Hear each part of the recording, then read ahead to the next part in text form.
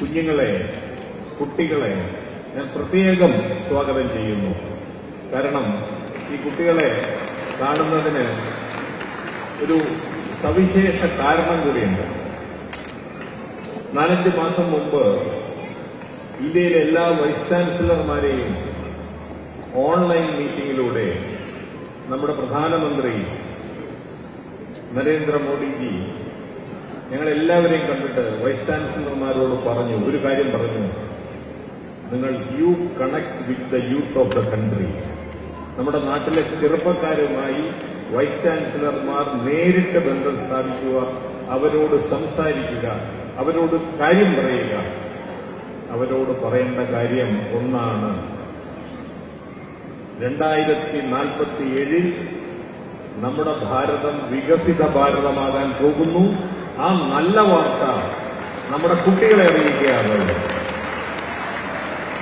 ഞാനിവിടെ നിൽക്കുന്നത് പ്രധാനമന്ത്രിയുടെ ആഹ്വാനമനുസരിച്ച് നമ്മുടെ നാട് ലോകത്തിലെ ഏറ്റവും വികസിത രാജ്യമാകാൻ പോകുന്നു എന്ന നല്ല വാർത്ത ഞാനിതാ നിങ്ങളെ അറിയിച്ചിരിക്കുന്നു.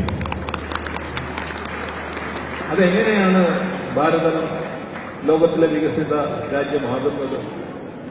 ലോകത്തിലെ എല്ലാവർക്കും സംശയമാണ്, പ്രത്യേകിച്ച് ഇന്ത്യക്ക് വെളിയിലുള്ള ആളുകൾക്ക് ഭയങ്കര സംശയമാണ്. പക്ഷേ പ്രധാനമന്ത്രിക്ക് സംശയമില്ല, ലോകത്തിലെ വിദഗ്ധന്മാർക്ക് സംശയമില്ല, ഇന്റർനാഷണൽ മോണിറ്ററി ഫണ്ടിന് പോലും സംശയമില്ല.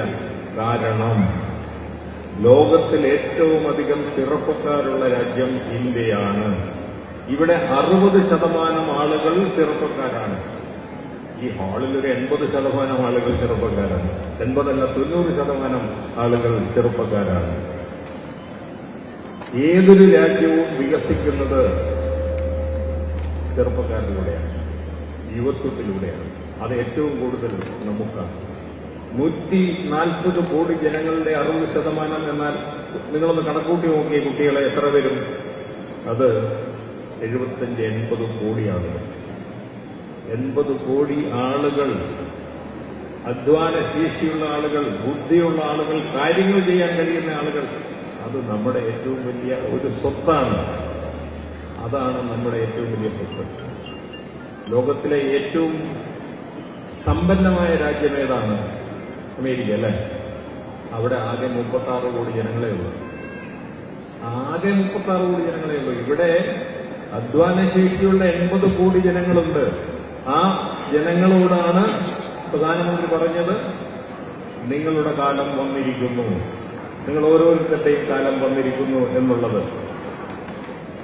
1947 80 വർഷം മുമ്പ് ഇന്ത്യ സ്വാതന്ത്ര്യം നേടിയപ്പോൾ ഇവിടെ ഒരു ശരാശരി ഇന്ത്യക്കാരന് എത്ര വർഷം ജീവിക്കുമെന്ന് അറിയാമോ?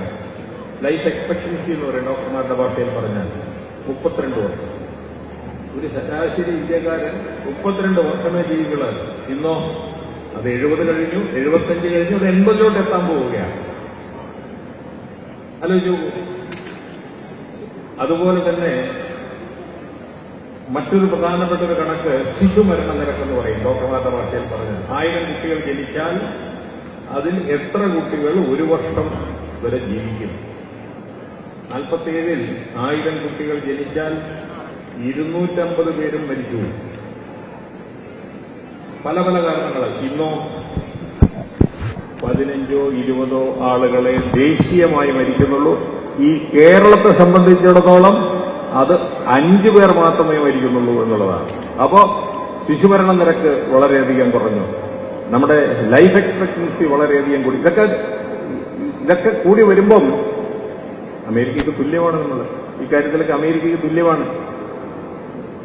അമേരിക്ക ഉപയോഗിക്കുന്ന ഏകദേശം 25% മരുന്നുകൾ നമ്മുടെ ഇന്ത്യയിലാണ് ഉണ്ടാക്കുന്നത്, നമ്മളാണ് ഉണ്ടാക്കുന്നത്. ആ കഥ നിങ്ങൾക്കറിയാമോ? അവിടെ കളിക്കുന്ന കുട്ടികൾക്കറിയോ?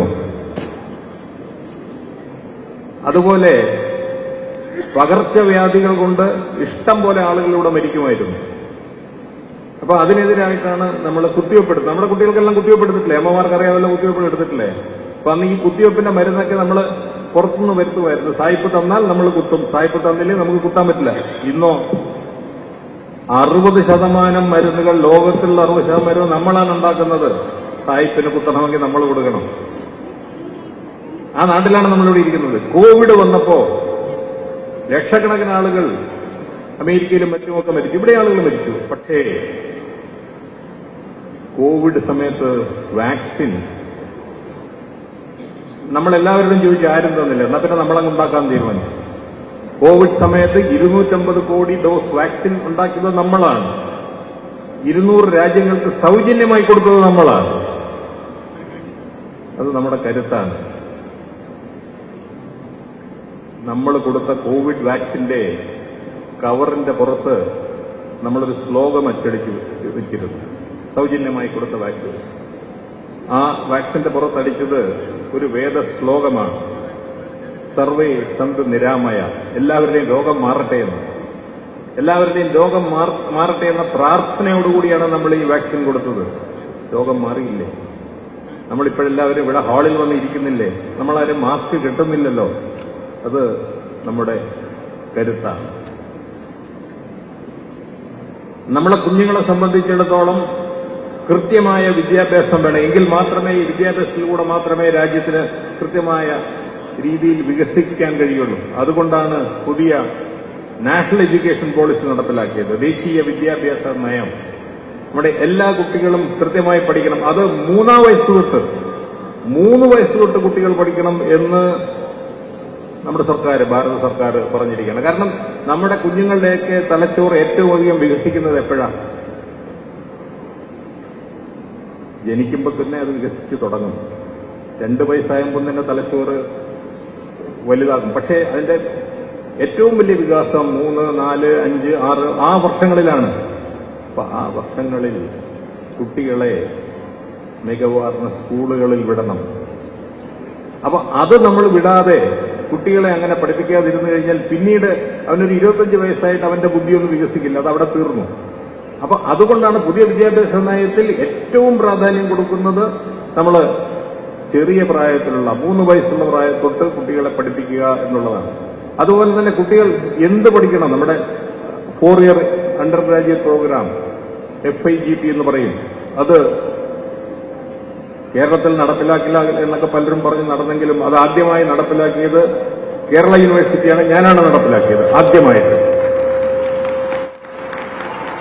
അത് നടപ്പിലാക്കിയതിന് ശേഷം ബാക്കി യൂണിവേഴ്സിറ്റിയെല്ലാം പറഞ്ഞ് ഇത് കൊള്ളാമല്ലോ, എന്നാൽ പിന്നെ നമ്മൾ നടപ്പിലാക്കും. ഇപ്പൊ കേരളത്തിൽ എല്ലാവരും നടപ്പിലാക്കി. അതാണ് ഇന്നത്തെ കഥ.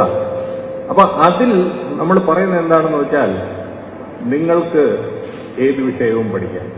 പണ്ടത്തെ കാലത്ത്, ഞാനൊക്കെ പഠിക്കുന്ന കാലത്ത്, എനിക്ക് കെമിസ്ട്രി ആണെങ്കിൽ കെമിസ്ട്രിയും ഫിസിക്സും മാത്തമാറ്റിക്സും അത് മാത്രമേ പഠിക്കാൻ പറ്റുള്ളൂ. ഇത് 3ഉം പഠിച്ച് ഞാൻ പുറത്തിറങ്ങി ജോലി കിട്ടിയില്ലെങ്കിൽ ഞാൻ ആകാശത്ത് നോക്കിയിരിക്കും. അതായിരുന്നു സ്ഥിതി. ഇന്നതല്ല.